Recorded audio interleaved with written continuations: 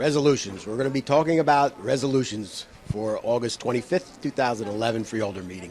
One resolution was 2011-750. It was doubling. It was a change order for $264,000 to Birdsall Services Group, a major political donor, of course, for the total amount of $572,000.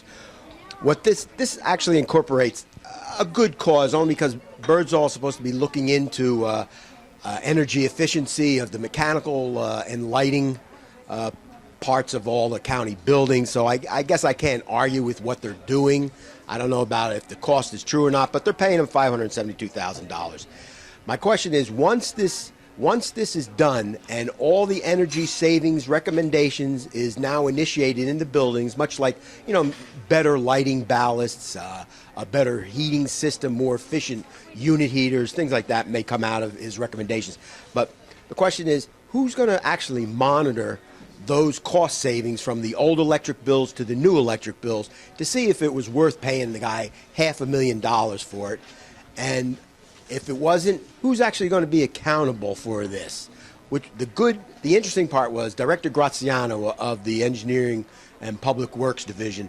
He actually got up and he explained that, yes, once everything's instituted, they're going to do a 2-year study to make sure that energy savings is there. And he says, and if it isn't, he actually said, I'll be held accountable. Through you, Madam Chair. As part of this contract with Birdsall Services, they will be doing measurement and verification for 2 years to just verify that we do get what we expect to get with this project. So everything will be checked for the next 2 years on our bills, obviously. See if our bills are going down, what we think they're going to go down. And again, this is all funded through a grant. Their $264,000 is funded through a grant. Through a grant? Yes, the ECVG grant. Okay. You will have the accountability, right? Yes, I will have the accountability. I saw him in the hallway near the elevator later on. Yeah, well, anyway, but I told him, I said, you're actually the first government official that would say something that I will be accountable. And Director Graziano, if you're watching, I commend you for that. Yes. They're going to do a study like they did a study on the health insurance. They're going to hire someone that's going to just put into the study whatever they want to hear. These are the studies they do. And I have something to add to this Birdsall thing. County Manager George Devaney resigns effective August 1st, 2011. On July 17th, he submitted a memo to the Deputy County Manager, who wasn't there tonight. Liz Genovese was nowhere in sight. And the freeholder chairwoman, amongst other county employees, saying that he was recusing himself from any dealings with Birdsall to avoid the appearance of improprieties, whatnot. So I asked what this had to do with the contracts being awarded to Birdsall, especially tonight since it's on the agenda. And Freeholder Chairman Scanlon replied, well, I believe Devaney is in private practice now. He's no longer a county employee, private citizen now. Well, I said, when he submitted this memo, he was your employee and he submitted it to you, and shouldn't you know what it was about? Wasn't she the singular person in charge of knowing exactly what he was recusing himself for, because she or she is giving Birdsall a couple $100,000 more a few weeks later? So no accountability. I didn't get any answer to that. He also recused himself from the Union County Arts Center. Very interesting. Again, absolutely no accountability for that. Don't know why George Devaney recused himself from these two companies, if he was planning on working for them after he left their employer, if he was working for them already. George Devaney also, right before he left, hired his father-in-law. He put his father-in-law on the payroll, created a position for him. The position didn't exist. They didn't post it for other employees. They didn't post it for the public. They just created a position for his father-in-law. George Devaney's press release when he left, he stated that he was leaving to work for his wife at Keywood Strategies. So he's leaving to work for his wife at Keywood Strategies, and before he goes, he puts her father on the payroll. I think that is something the prosecutors should look into. It seems like quid pro quo. Would the wife hire Devaney if he hadn't hired her father?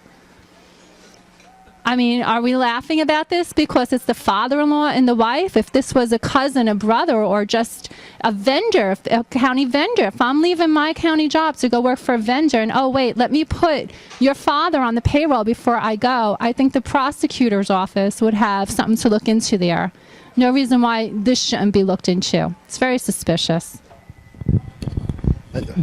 Just to wrap up on the resolutions. So the vote was taken, and one thing that was interesting was Freeholder Mirabella actually voted no on 728, which was awarding professional services to Paula Sokolowski and Sarter for the monitoring and reporting in connection with the restoration of Masker's Barn in the deserted village of Feltville. It's not a lot of money, $16,700, but Freeholder Mirabella voted no on that. I don't know if anybody wants to conjecture as to what that is. But then the real interesting vote was Freeholder Estrada.